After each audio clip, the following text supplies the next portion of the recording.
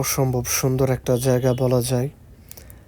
এই জায়গাটা তৈপুর switch gate থেকে ঈশ্বরকান্দি যাওয়ার বাঁধের উপর দিয়ে যে রাস্তা, সেই রাস্তাটি যেহেতু বাঁধ প্রায় বিভিন্ন সময় ক্ষতিগ্রস্ত হয়, যার কারণে একপাশে ব্লক ফেলে বাঁধকে রক্ষা করার জন্য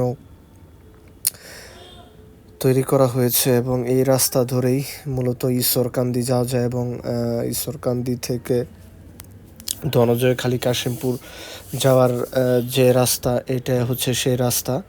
এবং ব্লক ফেলার পরে মোটামুটি বলা যায় যে চলাচলের একটা উপযোগী রাস্তা হয়েছে। তা নাহলে বর্ষা মৌসুমে এই রাস্তাটা প্রায় ক্ষতিগ্রস্ত হয় এবং বাঁধ থেকে মাটি সরে যায়, যার কারণে চলাচলের একেবারে অনুপযোগী এবং মানুষের যাতায়াতের দুর্ভোগ পোহাতে হয় বলা যায়।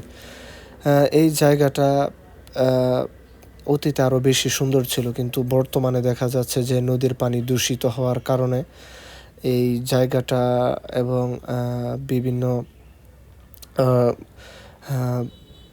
জমি বিক্রির ফলে এইখানে দেখা যাচ্ছে যে একটা আবাসনের সম্ভাবনা গড়ে উঠেছে। এটা আসলে নদীর জন্য বড় হুমকি বলা যায়।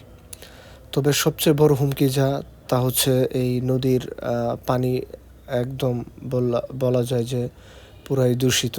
আগে এই নদীতে প্রচুর পরিমাণে মাছ পাওয়া যেত এবং এই তুরাগ নদীতে এই অংশটাতে শুশুক বা শিশুম যেটা বলা যায়, সেই জলজ প্রাণীটা দেখা যেত যে একটু পরপর নিঃশ্বাস নেওয়ার জন্য পানির উপরে ভেসে উঠত।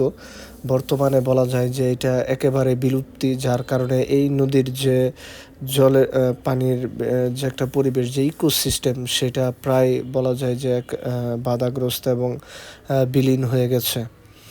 এবং এই বাঁধের উপরেই বা এই ঈশ্বরকান্দি যে এলাকাটা, মূলত এই বাঁধের দুই পাশে বিভিন্ন বসতঘর বা লোকজন বসবাস করতেছে।